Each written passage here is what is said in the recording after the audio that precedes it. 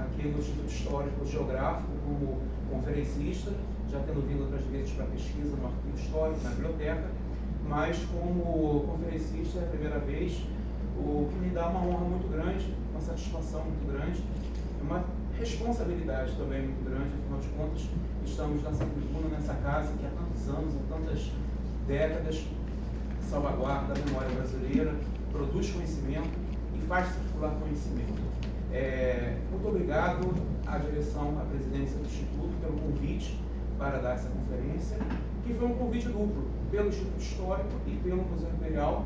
Alguns meses atrás o Maurício me fez esse convite, então é um agradecimento, Maurício, a você, né, naquele dia, e ao EHGB, na pessoa da Tupiara, com quem eu conversei tanto, discuti tanto e debati tanto sobre o horário, o dia, enfim, toda essa parte, digamos assim, burocrática, né? Que ela realmente é espetacular. Bom, saudar também os amigos de Petrópolis que vieram do Museu Imperial, vieram em comitiva, em caravana, e também gostaria de saudar muito meu grande amigo, o professor Simvaldo Souza, que é fundador e foi o primeiro presidente do Núcleo de Pesquisas Históricas de Santa Cruz.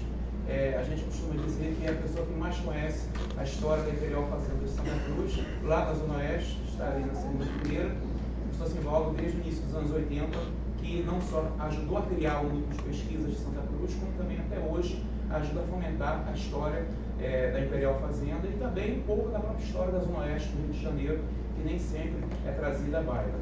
Bem, o convite que o Maurício me fez foi justamente para tratar desse assunto que é o tema de um dos textos que está na nova edição do Anuário do Museu Imperial, que é justamente a passagem do imperador Pedro II por Israel, que na época ainda não existia, obviamente, a composição do Estado de Israel como nós o conhecemos hoje.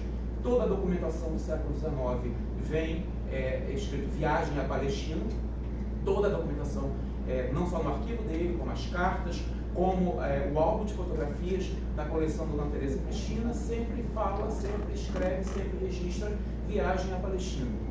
Como a gente sabe que esses termos hoje em dia às vezes causam problemas, porque a geopolítica hoje é completamente diferente, eu coloquei o nome da conferência como a passagem, como a presença de Pedro II na Terra Santa, mais para fugir um pouco do embaraço diplomático que nós temos hoje em dia por conta dos conflitos. Essa pesquisa que sai nessa edição do Museu Imperial é fruto de 3 meses que eu fiquei como professor convidado da Universidade Hebraica de Jerusalém. Fiquei em 2022, 3 meses lá como convidado. E desses 3 meses, não só dando aula no programa de pós-graduação em estudos sobre a América Latina, mas também me foi possível levantar uma documentação imensa nos arquivos da Terra Santa, especialmente nos arquivos do Patriarcado Latino de Jerusalém, nos arquivos da Custódia Franciscana de Jerusalém e no arquivo do Império Otomano, já que no século XIX a Palestina, quando Pedro II passa por lá, pertencia ao então Império Otomano.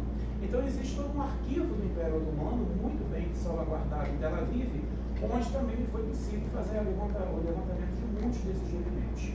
É um assunto que me chama muita atenção, até porque a minha formação é dupla, tanto em letras, né, eu sou professor de teoria literária da UFMG, mas também sou teólogo. Então, essa passagem do imperador pela Terra Santa, por Israel, no século XIX, teve um certo caráter de peregrinação, por mais pessoal que isso possa parecer, mas teve um caráter de peregrinação, teve um caráter de visitar lugares santos, de conhecer lugares santos. Então, é um pouco disso que eu queria falar com todos aqui hoje e já adiantar um pouco do que vocês vão encontrar no arquivo que está publicado no novo anuário do Museu Imperial.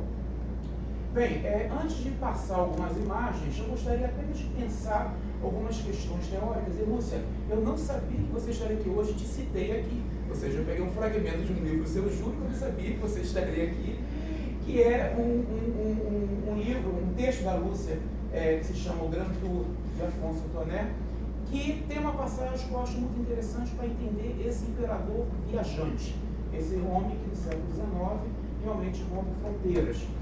Desde o início dos anos 700, os jovens da aristocracia empreendiam pelo menos uma viagem ao estrangeiro a fim de aprimorar a educação. Era denominada o Grand Tour. O ritual geralmente acontecia por volta dos 20 anos de idade, quando os rapazes já dominavam conhecimentos de arte, de literatura e de história, condições que lhes permitiam usufruir melhor a experiência. além de familiarizá-los com a cultura clássica, excursionar pelo exterior deveria propiciar novas vivências e ampliar os horizontes dos moços bem-nascidos. Constituir, assim, um complemento indispensável à sua boa formação. Ora, tendo como parâmetro essa afirmação que a Lúcia faz no texto dela, eu vejo que muitas dessas viagens que Pedro II fez, não só pelo Brasil, conheceu muito as províncias brasileiras, como especialmente nas 3 viagens internacionais, era uma espécie assim, eu vou conferir o que eu aprendi, eu vou conferir em locus o que eu li, eu vou conferir em locus o que me passaram. Por quê? Por causa do diário dele. Se nós pegarmos e lermos com muita atenção o diário dele durante o período das viagens, a fala e o registro em alguns momentos é exatamente assim: encontrei o que eu já tinha lido, encontrei o que me falaram, encontrei o que eu já tinha lido, encontrei o que me passaram. Então, no caso da Terra Santa, especialmente Jerusalém, era de fato uma espécie para conferir, no caso, aí é uma coisa muito pessoal do peregrino, vamos chamar assim, os lugares santos, especialmente a Basílica do Santo Sepulcro, que ele conhece cada espaço, ele mede, ele conta as pedras de algumas colunas, ele conta o número de degraus de algumas escadas. Então ele vai escrevendo, mas também vai conferindo aquilo que ele tinha aprendido através do quê? De leitura e de pesquisa visual. Então, no caso da viagem, ele é sempre conhecido como o imperador, como o monarca viajante. É muito interessante porque era também uma forma de complementar o ensino, complementar o estudo, complementar o aprendizado.